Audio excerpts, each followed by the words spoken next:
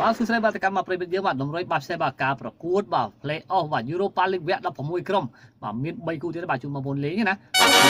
ការប្រកួតរវាងក្រុមបាទ Fenerbahce បាទជាមួយនឹងក្រុម Nottingham Forest លេងក្នុងទឹកដីរបស់ Fenerbahce បាទត025បាទការប្រកួតក្នុងលីកបាទ5ប្រកួតចុងក្រោយ Fenerbahce ធ្វើបានអត់ទាន់ចាញ់ទេតែណាតែក្រុម Nottingham Forest បាទទើបតែឈ្នះម្ដងមកក្នុង5ប្រកួតបាទអញ្ចឹងគូទី1នេះអេមីគិតថាគូទៅលេងក្រុមបាទ Fenerbahce ទៅបាទយើងវាយបាទ025បាទការប្រកួតគូទី2វិញបាទរវាងក្រុម Celtic បាទជាមួយនឹងក្រុម Stuttgart មកពីអាល្លឺម៉ង់គូនេះខាងជួបគ្នាបាទរយៈពេល20ឆ្នាំហើយការប្រកួតនេះបាទលេងក្នុងទឹកដីរបស់ Celtic បាទគឺថា